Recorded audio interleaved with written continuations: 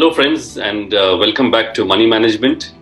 And today we have 7 secrets to future-proof your money, your assets, and in some sense, your life.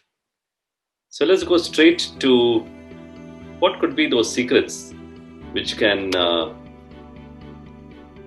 help you future-proof your money. It's based on this beautiful book called The Richest Man in Babylon. It's a biblical story in a very good story format. 2 million books sold, and it contains 7 secrets written by George Clason. It's a masterpiece, and I'm going straight to the secrets, and in a sense, it will also be a summary of this particular book. So secret number 1 is what he says is fatten thy purse. And it's a sequence of secrets. It needs to be watched. It needs to be understood one after the other. And the first is pretty simple. You need to ensure you get all the skill sets and all the wherewithal to keep improving your money flow based on your skill sets, is what the book reiterates time and again, that you need to keep improving on yourself. You need to keep educating yourself to improve your own chances and skill sets of fattening your own purse. So that's the first secret.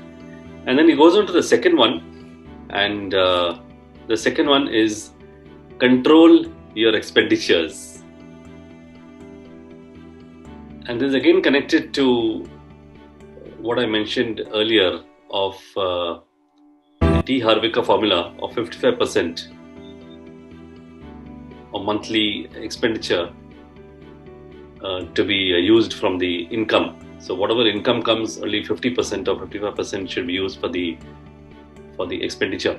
And in this particular, I'll narrate a small sequence what happens. So when he's giving this particular talk in that particular forum, in the book, in a story format, one of the people from the audience, they raise their hand and say, not possible.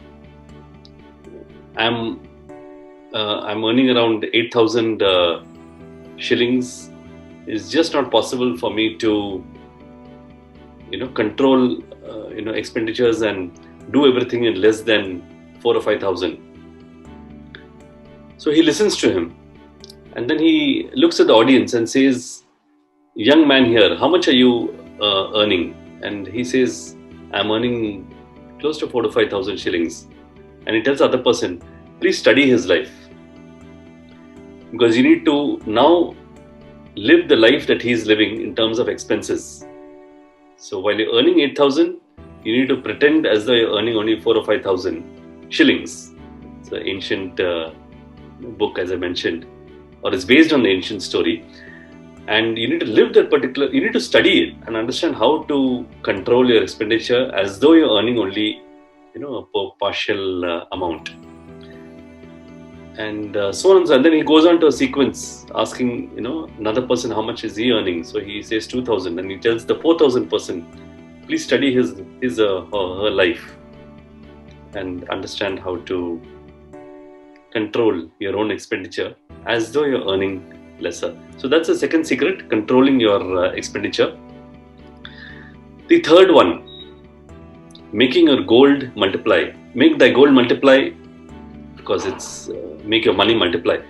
So you need to keep looking at ways and means in which you can enhance, make your gold multiply in investments or in businesses, trying to move from the ES to the B quadrant of the ESBI quadrant. You can watch the previous video that I uploaded. How to make your gold multiply. You have to keep making ways and means, and each person will have their own unique way. If you start thinking of it, you will get to it. The fourth secret is extremely critical. Invest with wise people. And again, he narrates a particular story of a person who goes on a ship journey and invests with a cobbler to buy jewelry.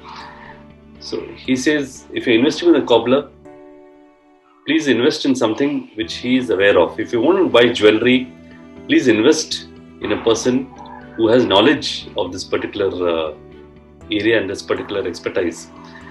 So you have to be very careful with the people or the environment with which we invest our money in. They have to be chosen extremely carefully. Partners, business partners, if any, have to be chosen extremely carefully. More carefully than you choose your spouse, in some sense. Okay, secret. So this is secret 4, investing with wise people. We go to the next secret, the third last secret. And secret number 5 is compounding the interest. And this is again narrated in the particular story where he's advising. So it's like a guru shishya advice. So this particular disciple, says, "Hey, great! I worked on a third secret. I made my gold multiply, and I got returns or interest, and I spent it on this." So he says, the guru says, you should never ever spend your interest. It is almost like eating up your own children. So the children have been born. You have to wait for the grandchildren to be born, and you need to start spending on that. So never ever work on your own interest. You need to keep compounding your interest, and compounding can really work miracles, because as you compound, it keeps growing in an exponential manner. So that's secret number 5.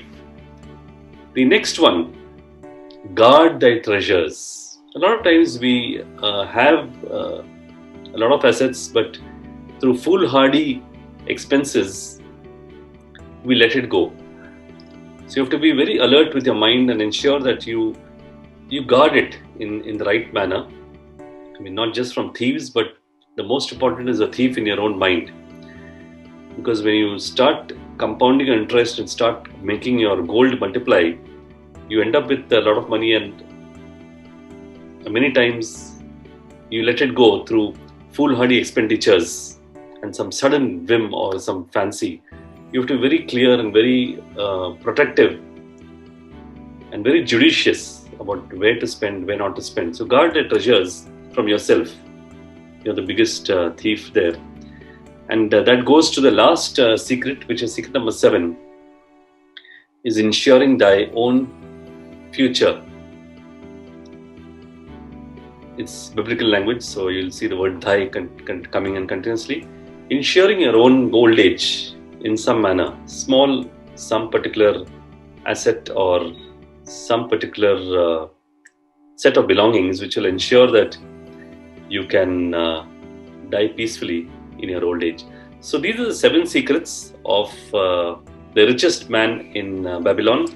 Let's go through it once more in a sequence. So secret number 1 was fattening thy purse.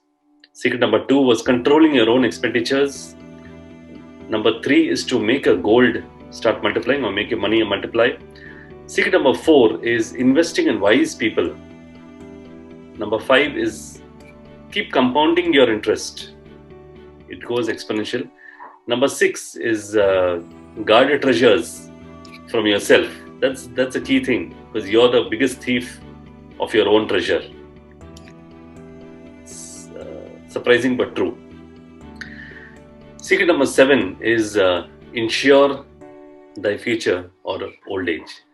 So these were the 7 secrets come about in a fable, a story format, a biblical story on the book The Richest Man in Babylon, written by Clason. Thank you.